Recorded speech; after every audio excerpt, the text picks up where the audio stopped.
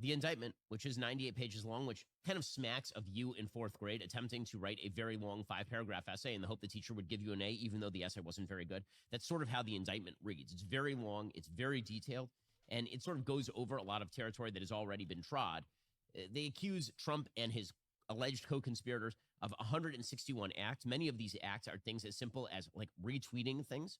So if you look at the actual indictment, it actually says that, for example, it accuses Act 28. On or about the third day of December 2020, Donald John Trump met with the Speaker of the Pennsylvania House of Representatives in the Oval Office and discussed holding a special session of the Pennsylvania General Assembly. This was an overt act in furtherance of the conspiracy. So meetings are apparently now illegal, but he called Brian Kemp. He retweeted something from OANN. There are people who are suggesting that those sorts of acts are now illegal. That's not really how this works. What's up, guys? It's your boy, Benny. Something very, very dark is going down in Georgia right now. They are indicting Trump without even a grand jury voting on the charges. They already know what they're going to indict Donald Trump for in what seems to be a horrible disaster, oopsie-daisy, from the rigged jury in Donald Trump's case in Georgia. They posted the docket for what Donald Trump was going to be charged for without the grand jury voting, and then they removed it. Then they scrubbed the docket. Jack Posobiec saying, according to Reuters, Fulton County posted charges to their docket before the grand jury had finished voting. This means that the grand jury has been completely tainted. How can they objectively vote on charges that they've already heard the decision that they're going to charge? What the hell is going on? This is Stalin. Trump RICO indictment briefly appears on the Georgia court docket. Huh? This from Zero Hedge. Former President Donald Trump is going to be indicted under the Racketeering, Influence, and Corrupt Organization statute, according to a document that was briefly posted on the Georgia court website. There's the document right there. That's not normal. Fulton County just posted the results of the grand jury vote before the grand jury has voted. Wow, that seems deeply and utterly rigged. We are officially living in a police state. The unelected bureaucrats, the true leaders of this country, will do anything to stop Trump because they are fighting for their way of life. Hello, ladies and gentlemen. Welcome back to ANN American News Network. I'm your host, Vlad. Two things really quickly. If you want to support the channel, we work with Mike Lindell and his companies, My Store and My Pillow. Use links down below in the description with promo code ANN at checkout. Huge discount. There's also a link to my merch store, MagaMerchWest.com. Get you a patriotic t-shirt. Represent freedom and style. Let's get right into this. So number one, we're going to talk about the indictment in Georgia that came out yesterday. We now understand why his indictments are coming so close to the election. This is true election interference. Wayne Roots did a really good report on this. The headline reads, "Now it's official. I know it, you know it, everybody knows it.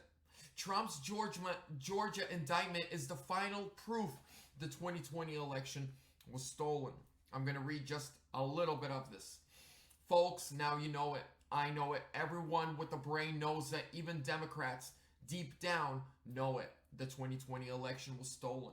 The debate is over. How do I know? Because both the feds and Georgia just indicted our president for talking about, questioning, and trying to investigate the stolen election.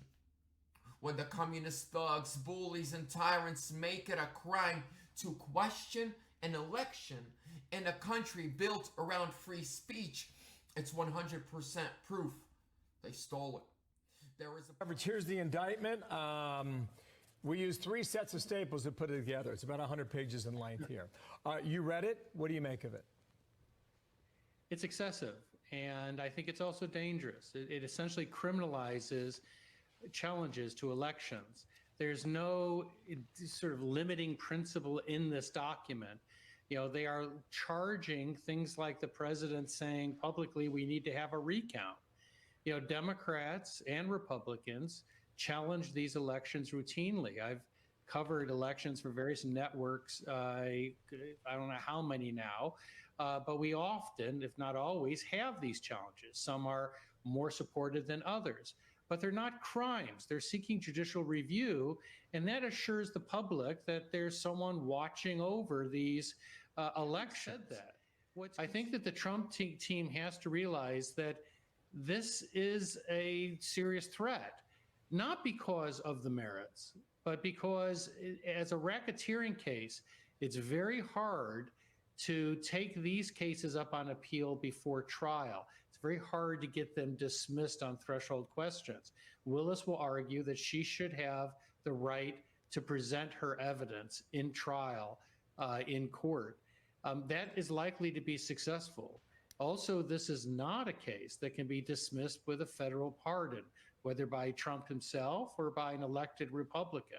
That's why this has to be taken seriously. Boy, it seems that Trump was right again. Okay, every indictment that the man gets just means that it is a boost to his poll numbers. And he knew, just like the world knew, that the indictments out of Georgia were coming. Allegedly, the charges were filed even before the grand jury could decide to hand down the indictment charging Trump and 18 of his allies in efforts to overturn the 2020 election, aka for free speech, right? And for simply disagreeing with the outcome of the election and trying to go out of his way to make sure that the election was held fairly, right? Again, they're punishing or attempting to punish a former president of the United States for exercising free speech and trying to ensure that democracy is working correctly. Again, it's an amazing world that we live in, okay, 2023. And because 2023 is such cuckoo for Cocoa Puffs upside down world, what we actually got to talk about this video is not necessarily the details of this indictment. That's probably for another video. Well, Sean, it certainly appears that we're going to see an indictment from the grand jury in Georgia that may well be coming out tonight. It could come within the next hour. And I don't know what's going to be in it. There are lots of rumors. There are allegations of RICO charges. We don't know what's in it. But you asked what my reaction is. I'm pissed. I'm pissed at these over and over and over again. If there are indictments tonight, it'll be the fourth indictment of Donald Trump. This is disgraceful. Our country is over 200 years old. We have never once indicted a former president or a candidate and a leading candidate for president. And this is Joe Biden and this is the Democrats weaponizing the justice system because they're afraid of the voters. This is disgraceful. It is wrong, and it is an abuse of power by angry Democrats who have decided the rule of law doesn't matter to them anymore. Let me ask you, Senator, and so many Americans feel this way, and we're watching Jim Jordan's House Judiciary Committee on this, on a weekly basis, and their key investigation is whether or not our FBI is been politicized and weaponized, whether the DOJ has been politicized and weaponized. I think we need to put emphasis on what you just said. Never in our long history as a country has this ever happened to a former president, nor has it happened to the chief rival of a sitting president running for president. And yet they not only want these indictments, this now would be the fourth time history has been made, but they want the trials in the middle of the caucus, the primary, and the election season. Is that, as President Trump has been arguing, election interference? Of course it is. And the timing is nakedly political. Every time more bad news comes out about Hunter Biden or Joe Biden, you can set a stopwatch within hours. Some clown goes and indicts Donald Trump again. And then all of the little lemmings in the media go run and say, Trump, Trump, Trump, Trump, Trump. Look, I woke up this morning more excited than I have in weeks. He said, why? Because I got a fight on my hands, and a justifiable one. We're gonna beat these fascists into the ground. Bold take there, Jake. What about some of the He is the host of Life, Liberty, and Levin. I call him the Great One. Mark Levin is on our Newsmaker line here. Mark, let's get your reaction to all of this. 10 indictments, it appears, have been put in a sealed verdict, signed by the judge, filed with the clerk, and we expect to hear, according to the clerk, it could be any moment now. Well, Stalin would be proud. I'm sure Putin's proud. I'm sure our enemies are celebrating, and our allies are appalled at what's going on here. What's happened here is, and Alan hit it pretty well there, Congress is supposed to make all these final decisions. You're not supposed to criminalize the challenging of electors or dual electors or counting of votes and that sort of thing. these are prosecutors, these are grand juries. The legal system, the judicial system has completely been bastardized in these districts, completely. We are going through the motions of justice here, like autocratic regimes. We're going through the motions. We have judges. Most countries don't have grand juries. Grand juries were set up to help defendants. Now they help prosecutors. These are all Democrat cities going through the motions, a Democrat president, a Democrat attorney general who's been doing a number of outrageous things. And this is a grave attack on our judicial system, our system of justice, and our election system. And this is an attack on the Republican Party. Don't you dare challenge elections. Don't you dare send in other electors. Don't you dare question machines. Don't you dare do a damn thing, because nobody knows what the rules are in these Democrat cities or these states anymore. The fourth time, this time over contesting the election in 2020. Talk to us about this case, what you know about the case the government will try to make, or the state of Georgia will try to make here. I know that Fulton County is the most liberal county, I think, in all of Georgia. The DA there is a Democrat. I know that they're trying to use a RICO statute. I don't know exactly what they're going to come out with, but I know this. Between Manhattan and Fulton County and D.C., the most liberal jurisdictions in the country, it's very unfair to President Trump. And shouldn't this really be done by a statewide official? If there's a crime against the people of Georgia, shouldn't it be done by somebody like the Attorney General? Or are we going to let county prosecutors start prosecuting the President of the United States, the former President of the United States? You open up Pandora's box to the presidency. This whole exercise of allowing a county prosecutor to go after a former President of the United States will do a lot of damage to the presidency itself over time. To my Democratic friends, be careful what you wish for. Yeah, play this forward. How do you run for president in 2024, moving between courthouses in New York City and Washington, D.C., and Florida and Atlanta?